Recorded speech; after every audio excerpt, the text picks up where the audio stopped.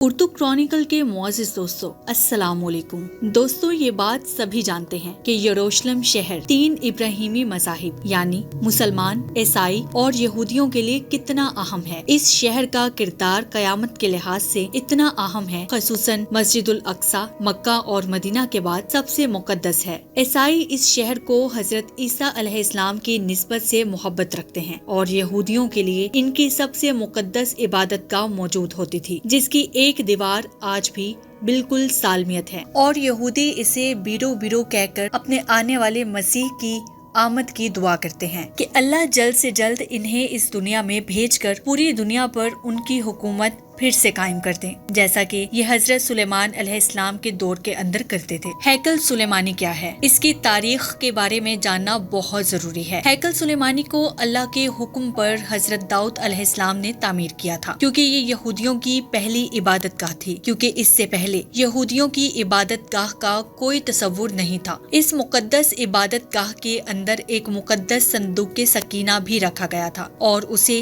तामीर के दौरान अचानक से हजरत दाऊद अलैहिस्सलाम की वफात हो गई, तो उनके बेटे हजरत सुलेमान अलैहिस्सलाम पैगंबर बने, तो बनी इसराइल यानी यहूदी कौम के बादशाह बने, तो उन्होंने उसे जिन्नात की मदद से तामीर करवाया और इसी निस्बत से उसे हैकल सुलेमानी कहते हैं। अल्लाह ने हजरत सुलेमान अलैहिस्सलाम को पूरी दुनिया पर हुकूमत अता की थी। यहूदी कौम की नाशुक्री और बदअमाली की वजह से अल्लाह ने उन पर अजाब नाजिल किया और 2 दफा यरूशलेम शहर पर हमला हुआ, जिस पर हैकल सुलेमानी मुकम्मल तौर पर तबाह हुआ। पहला हमला बाबुल के बादशाह बख्त नसर ने किया और दूसरा हमला रूमी बादशाह टोइटस ने किया और इस दौरान हैकल सुलेमानी मुकम्मल तौर पर तबाह हो गया। मुकद्दस ताबूते सकीना कहीं पर गायब हो गया। यहूदी कौम दुनिया के अंदर दर बदर हो गई। यरूशलेम शहर को जब हजरत उमर रज़ी अल्लाह तआला अन्हा के दौर के अंदर फतह करके हैकल सुलेमानी की जगह मस्जिदुल अक्सा को तामीर किया गया, तो ये शहर मुसलमानों की सल्तनत के अंदर शामिल हो गया। और जबकि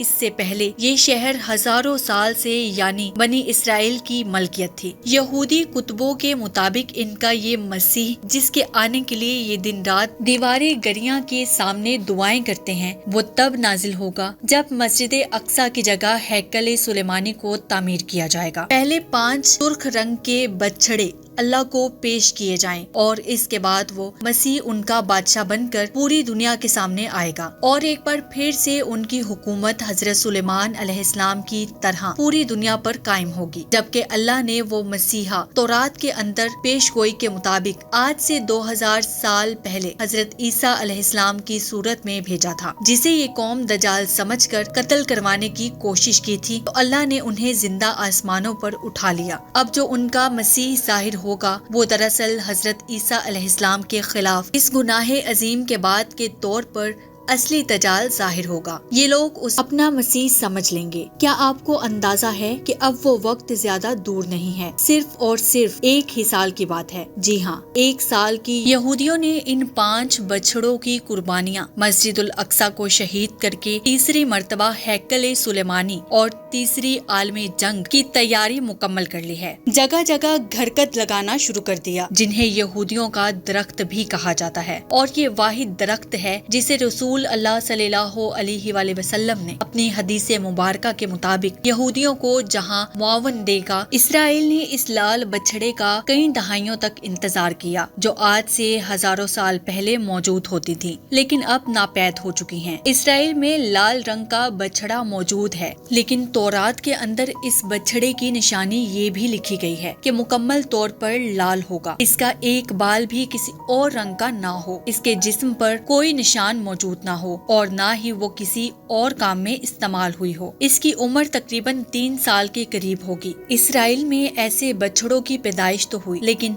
बड़े होते होते उनके रंग बदल जाते हैं, जिसकी वजह से कुर्बानी के लिए पेश नहीं किया जा सकता। इसराइल ने ऐसी गाय की तलाश पूरी दुनिया में शुरू कर दी। आखिरकार 2022 में उनकी ये तलाश उस वक्त खत्म हुई जब अमेरिकी रियासत टेक्सास में ये 5 लाल रंग की गाय मिल गयी, जिनके अंदर वो तमाम खूबियाँ मौजूद थीं जो तौरात के अंदर अल्लाह ने बयान की हैं। हजरत मूसा अलैहिस्सलाम के दौर से लेकर हजरत ईसा अलैहिस्सलाम के दौर तक यहूदी قوم کسی عبادت یا بڑے کام کے لیے لال بچھڑے کی قربانی پیش کیا کرتی تھی، جبکہ قرآن کے اندر اس کا رنگ سرخ یا پیلا بیان ہوتا ہے۔ جس بچھڑے کو یہودی سرخ کہہ رہے ہیں وہ اصل میں سرخ یا لال نہیں ہے، بلکہ یہ پیلا رنگ کا ہے، یا یوں کہیں کہ سرخ اور پیلا رنگ کا مکسچر ہے۔ اور ویسے بھی اب تک ہم نے یہی دیکھا ہے، ہزاروں سال کے ایوولوشن کے اندر بھی کوئی پیلا رنگ کی ایک گائے نہ کبھی موجود تھی، جس کا مطلب ہے کہ قرآن کے مطابق اس کا رنگ پیلا اور لال رنگ کا مکسچر تھا۔ قرآن کے مطابق حضرت موسیٰ علیہ السلام نے قتل کا فیصلہ سنانے کے لیے اللہ کے حکم پر اس بچھڑے کو قربان کرنے کے لیے کہا تھا۔ حضرت عیسیٰ علیہ السلام کے آسمان پر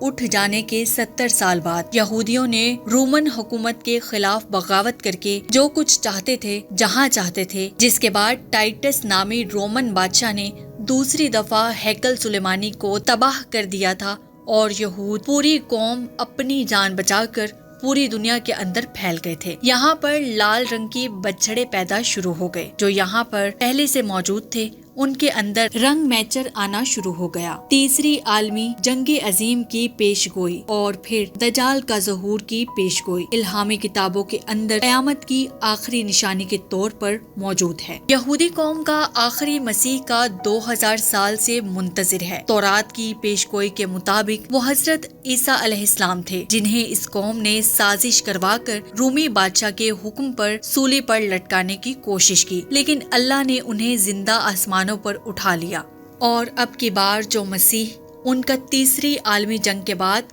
بادشاہ بن کر سامنے آئے گا، وہ دراصل جھوٹا مسیح یعنی دجال ہوگا، جس کا خاتمہ کرنے کے لیے حضرت عیسیٰ علیہ السلام دنیا کے اندر واپس آئیں گے کہ اللہ کے رسول کو ان کا پیغام پہنچانے سے پہلے قتل نہیں کیا جا سکتا۔ لیکن اس بار وہ رسول نہیں، رسول اللہ صلی اللہ علیہ وآلہ وسلم کا امتی بن کر دنیا کے اندر واپس آئیں گے اور فتنہ عظیم یعنی دجال کریں گے، جسے ختم کرنا کسی اور کے بس کی بات نہیں ہوگا۔ وہ دین اسلام کو پوری دنیا پر نافذ کریں گے۔ حضرت عیسیٰ علیہ السلام اس وقت دمشق کی ایک جامع مسجد پر آسمان سے فرشتوں کے کندھوں پر ہاتھ رکھ کر تشریف لائیں گے، جب امام مہدی علیہ السلام